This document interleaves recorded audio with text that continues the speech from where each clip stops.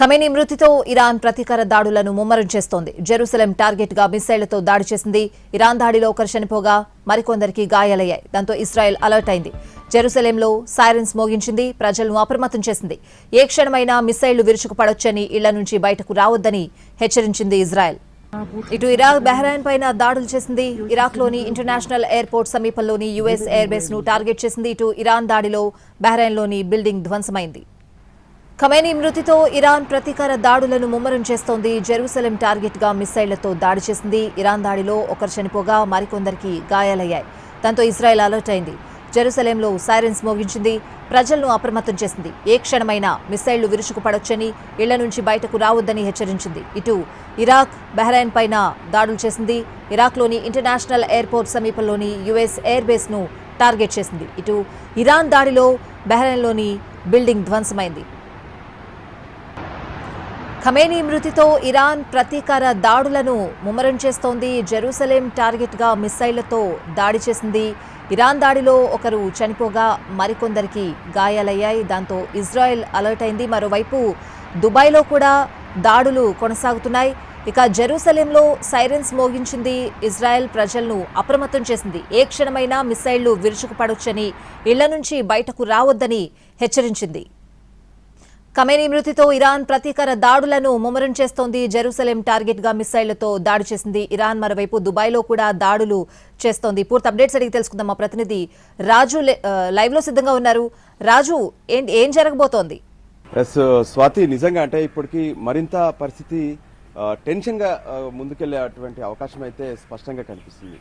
ఎప్పుడైతే Iran chief Ali Khamenei మృతి చెందాడో ఆ తర్వాత దాదాపుగా అంటే అక్కడ ఉన్నటువంటి సుప్రీంతో పాటు మరికొంతమంది ఆయన కుటుంబ సభ్యులు, ఇంకా ఆర్మీ చీఫ్ కి సంబంధించినటువంటి వాళ్ళు కూడా ఈ దాడుల్లో నిన్న ఇజ్రాయెల్ అమెరికా చేసినటువంటి దాడుల్లో మృతి చెందారు. పక్కా టార్గెట్ బేస్ చేసుకుని, అంటే ఎక్కడైతే ఖమేనీ ఉంటున్నాడో ఆ ఖమేనీ ఉంటున్నటువంటి నివాసంతో పాటు ఆయన కార్యాలయాలనే టార్గెట్ చేసుకున్నారు. సో అమెరికా అధ్యక్షుడు ట్రంప్ కూడా ఈ విషయంలో స్పష్టమైనటువంటి ప్రకటన చేశారు. అంటే తమ వద్ద ఉన్నటువంటి టెక్నాలజీ, తమ వద్ద ఉన్నటువంటి ట్రాకింగ్ సిస్టంతో ఎవరు కూడా తప్పించుకోలేరు, అందుకే ఖమేనీ ఎక్కడ ఉన్నాడో చూసే ఆయన్ని అంతమొందించమనేటువంటి విషయాన్ని కూడా ట్రంప్ స్పష్టం చేశారు.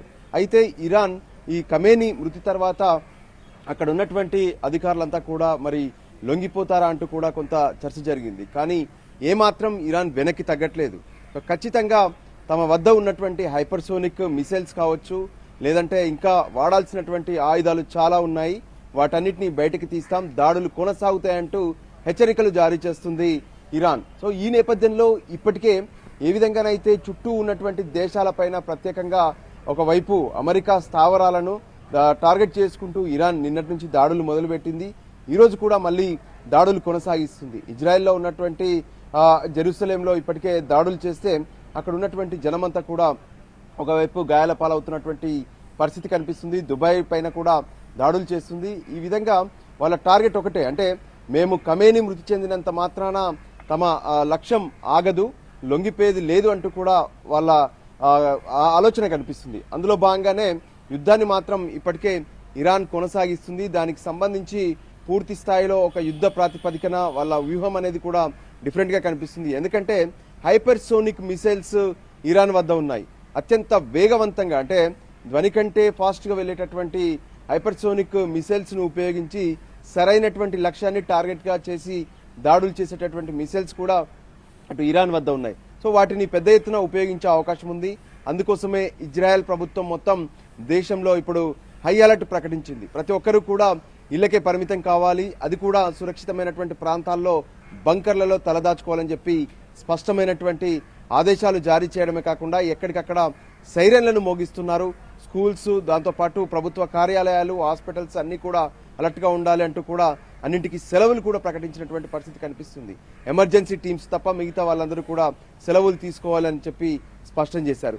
ఇక ఈ ఎఫెక్ట్ అనేది పూర్తి స్థాయిలో, అంటే ఏ విధంగానైతే ఖతార్ కావచ్చు మరికొన్ని ప్రాంతాలపైన కూడా ఇరాన్ చేస్తున్నటువంటి దాడుల ప్రభావం ఆయా దేశాల్లో ఉన్నటువంటి సాధారణ ప్రజలపైన కూడా పడుతుంది. ఇప్పటికే ఎంతో మంది తలదాచుకుని ఏదైతే బంకర్లలో తలదాచుకుంటే మరికొంతమంది ఎయిర్పోర్ట్ల నుంచి, అంటే విమానాల ద్వారా వెళ్ళిపోవాలనుకున్నారు. కానీ అక్కడ ఎక్కడ కూడా ఇప్పుడు ఎయిర్ స్పేస్ అంతా క్లోజ్ చేశారు. దాంతో ఎవరు ఇక జర్నీ చేసేటటువంటి పరిస్థితులు లేవు.